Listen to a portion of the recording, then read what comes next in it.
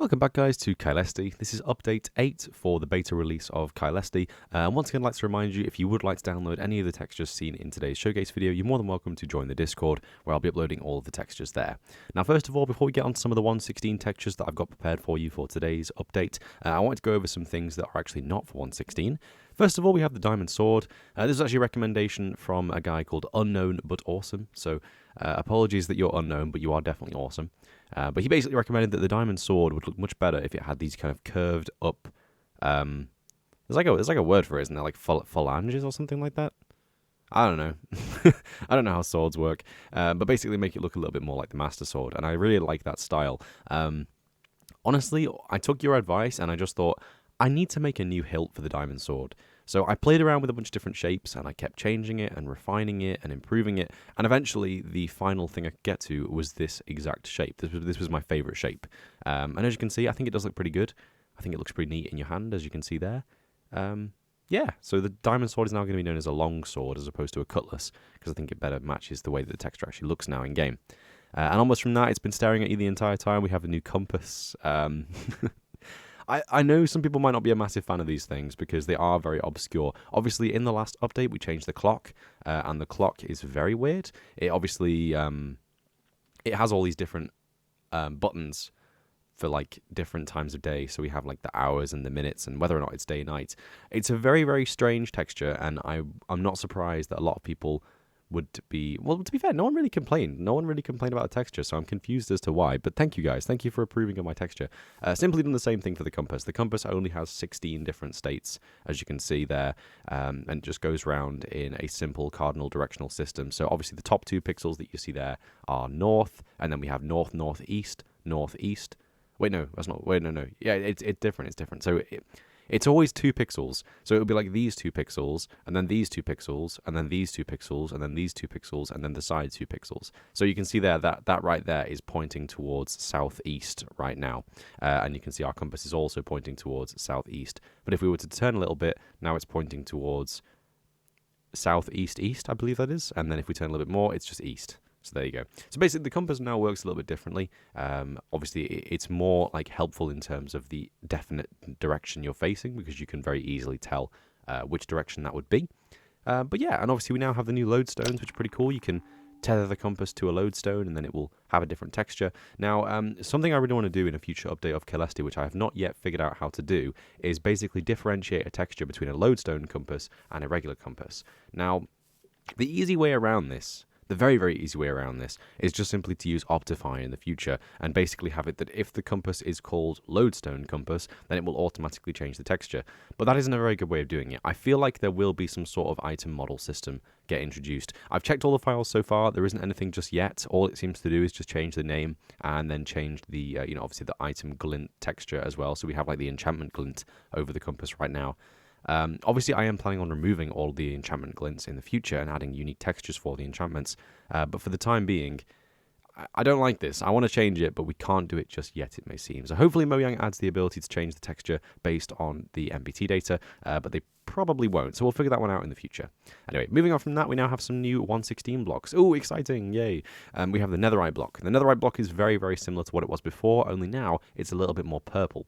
What I've kind of done with the Netherite to make them a little bit more interesting is make all of the tools a little bit more purple, and I really like the way it looks. This might not be for everyone, by the way. This is going to be a bit of a weird one, but you'll see how it looks in just a second anyway. But yeah, so what I did first of all to start with is I got the Netherite texture block and I put it next to all the other block of blocks, or the compressed blocks. Compression, is it all compression blocks? It's all compression blocks, isn't it? I finally got the word right for that one. But yeah, so obviously right here we have the Netherite block. Now, originally the Netherite block is very dull and very dark and very grey, but weirdly enough, all of the tools had a purple highlight on the top left corner. So, for example, on the shovel right here, this kind of top seam like that was a little bit purple. And this gave me the idea to make Netherite more purple, because I think Netherite looks really, really good when it's purple. You can see here it looks pretty interesting already. Like, I think the blocks look really nice now. Like, that purple tint makes such a difference. I think it looks really, really nice. And obviously, following on with that purple tint, we have the purplized ingot as well. So again, it's very, very simple. It's actually just the very simple vanilla ingot texture, just with a recolor all over of a tiny bit of a hint of purple. Same level of purple as the block form, so it should match the same kind of color style, really. And of course, the tools are a little bit different. For any of you that don't know, Netherite tools are crafted in a very strange way.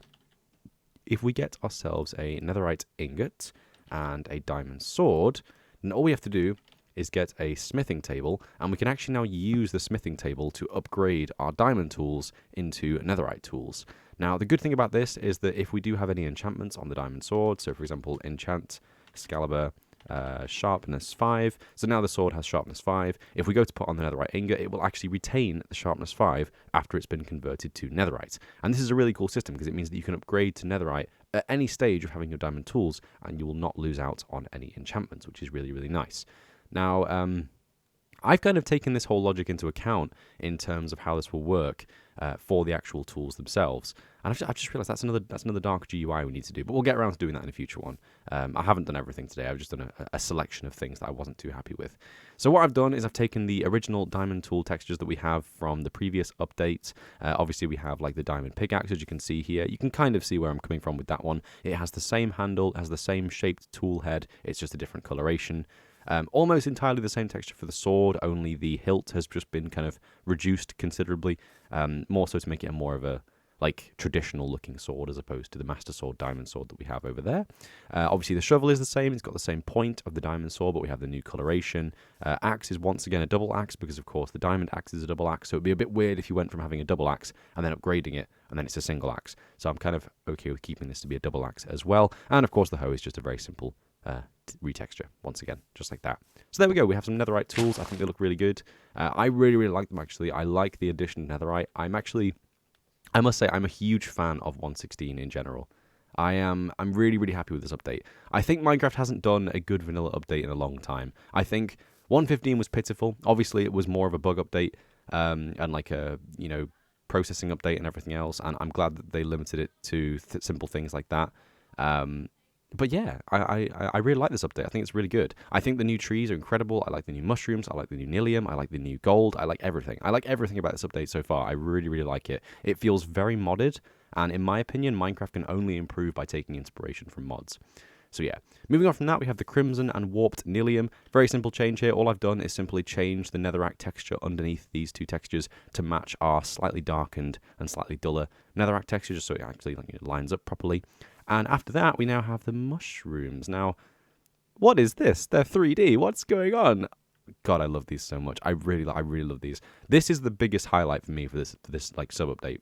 I love the way these look. They look fantastic. Some of you may know, I am really, really keen on converting every single tile entity in Minecraft into a 3D model. That includes quite a lot of things. For example, saplings. The way that this sapling looks right now, the way that every model is made for all of the saplings, all of the crops, all of the flowers, loads and loads of things throughout Minecraft. What is that? Twisting vine. Oh, that's so cool. I forgot about that. Nice. Yeah, cool. So loads of things in this game use this exact same model of just using a cross. Now, what the cross essentially is it's just two-dimensional planes at 90 degree angles at a 45 degree offset, and then the texture is just implanted onto all sides. It's so weak. I don't know why Minecraft still does this, to be honest. I think it's one of the weakest ways of doing these tiny little models, and I hate it. I think it just breaks the whole thing. Like, it doesn't look Minecrafty in my opinion. It looks un-Minecrafty, which is crazy considering that it's been in the game for such a long time. But one of my long-term goals is to convert every single cross model into its own unique 3D model. Now, that will take a lot of effort. There are a lot of tiles in the game, let me just tell you. I mean, another one that I could give you an example of, which is a little bit different, is like ladders, for example.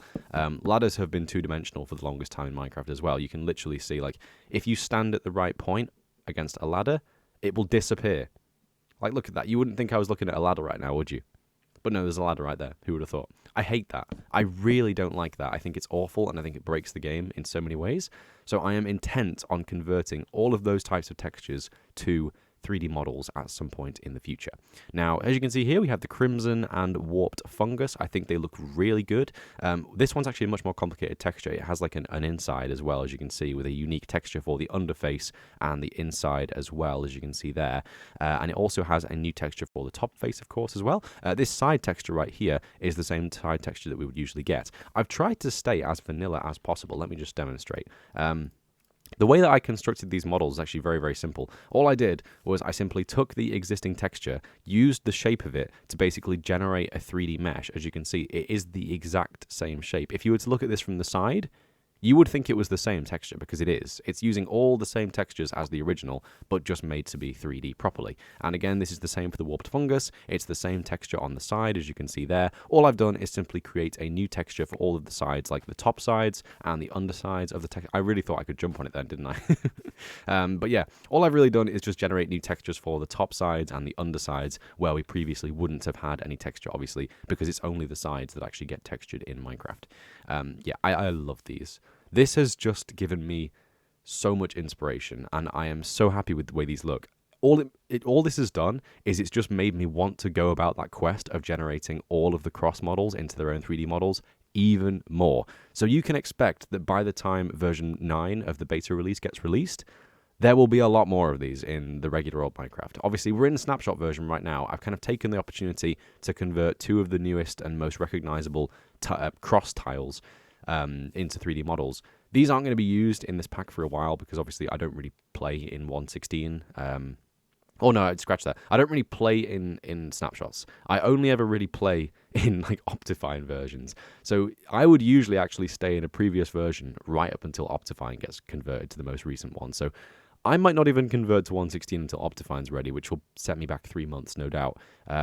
But yeah, for you guys that are going to use the new versions and are going to use the new snapshots, there you go. We have some 3D models for the mushroom, as you can see there, crimson and warped. I think they look so good. I just love the way these look. I think they look so much better than the original, and I'm really happy with them. So yeah. Yeah, good stuff. So moving on from that, we have a few other things I want to talk about.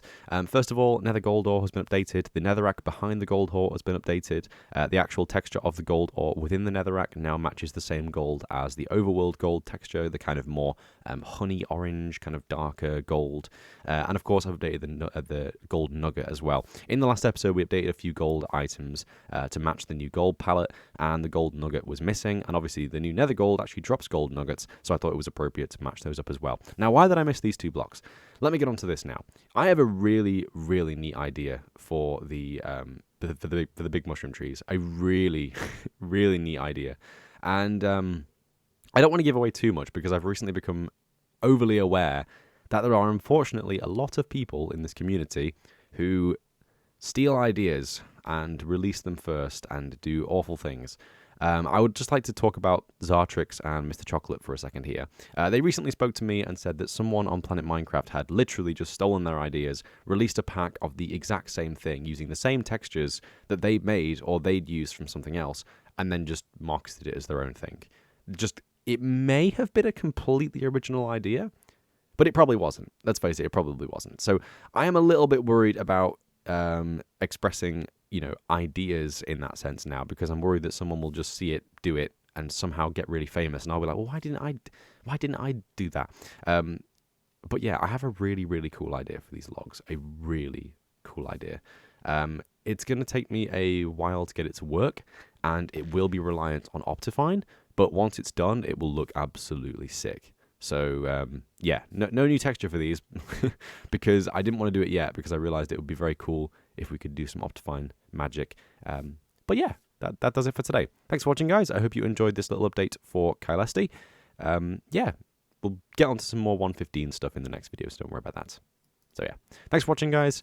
I hope you enjoyed, and I would just like to confirm, don't worry, this is not all the changes for 1.16. Obviously, this is just a small group of changes, because I wanted to do some 1.16 stuff. And yeah, we'll obviously come back to 1.16 in the future and do a lot more things. So yeah, thanks for watching, guys. I hope you enjoyed, and I shall see you in the next one. Take care. Bye-bye.